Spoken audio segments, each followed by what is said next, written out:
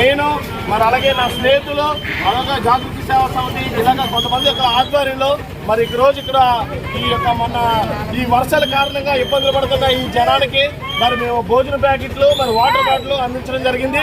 అలాగే మరి టవల్స్ కానీ దుప్పట్లు కానీ మరి ఇంకా అనేక వస్తువులు ఇక్కడ ఏమేమి అవసరాలన్నీ మరి చూచి నేను ప్రత్యేకంగా చిన్నపిల్లలకు కూడా ఇవ్వాలని మరి నేను కానీ నా స్నేహితులు మేము టీం అందరం మరి సేవకులు అందరం వచ్చి ఇక్కడ ఈ రోజు మరి నాకు అనేక మందికి సహాయం చేయడం జరుగుతుంది. ఇది కేవలం మేము ఈ మాట్లాడేది చెప్పేది మేమేదో ఇది చేస్తున్నామని గొప్ప చెప్పుకోవడానికి కాదు, కానీ మా దగ్గర ఉన్నా లేకపోయినా మాకున్న దాంట్లో తీసుకొచ్చి సాయం చేస్తున్నాం. మేము ఎందుకు ఇప్పుడు ఈ వీడియోలో మాట్లాడుతున్నామంటే ఇలా అనేక మంది, ఎందుకంటే నేను ఒక 10 మంది వస్తే ఇక్కడ ప్రాబ్లమ్ సాల్వ్ అవ్వదు, ఇలా ఆర్థిక అవసరాలు తీర్చలేము. చాలా మంది ఈ వీడియోని చూసి దయచేసి దండం పెట్టి చెప్తున్నా, ఇక్కడ చాలా ఇబ్బందుల్లో ఉన్నారు ప్రజలు.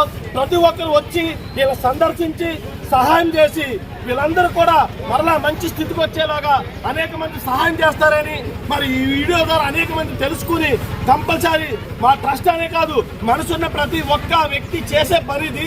ట్రస్ట్లో లేకపోతే ఎవరు గవర్నమెంట్ ఒకరికి సహాయం చేస్తే ఇది తీరేది కాదు. ప్రతి ఒక్కరు రావాలని ప్రతి ఒక్కరికి పిలుపునిస్తూ సహాయం చేయాలని మరి మనస్ఫూర్తిగా కోరుకుంటున్నాం.